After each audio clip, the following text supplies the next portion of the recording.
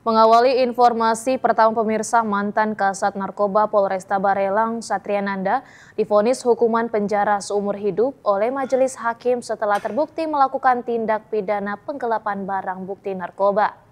Sementara jaksa penuntut umum menolak putusan hakim dan akan melakukan banding.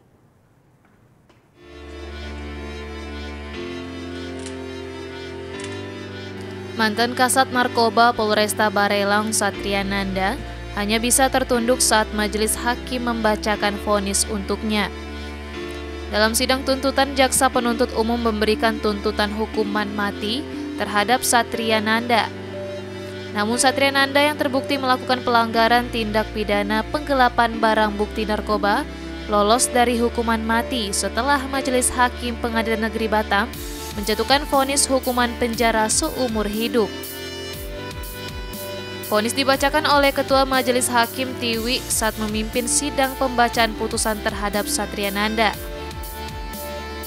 Dakwa Satriananda SIK MH telah terbukti secara sah dan meyakinkan melakukan tindak pidana permufakatan jahat tanpa hak atau melawan hukum, menjual narkotika golongan 1 bukan tanaman yang beratnya lebih dari 5 gram secara berlanjut dan tidak melaksanakan ketentuan dalam pasal 87 Undang-Undang Republik Indonesia Nomor 35 Tahun 2009 tentang narkotika.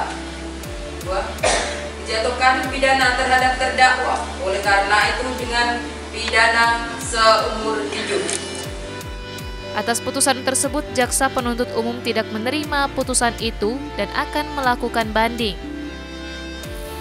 Sementara kuasa hukum Satriananda, Calvin Wijaya, juga tidak menerima putusan tersebut dan meminta waktu berdiskusi dengan terdakwa.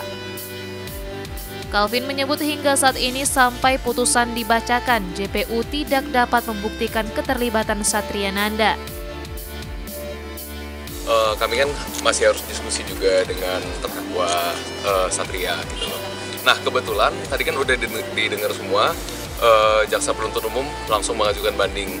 Kami pun juga tidak menerima putusan tersebut tentunya. Cuma secara profesional kami juga harus diskusi dengan klien kami, makanya tadi kami mohon waktu. Nah ternyata penuntut umum udah langsung banding.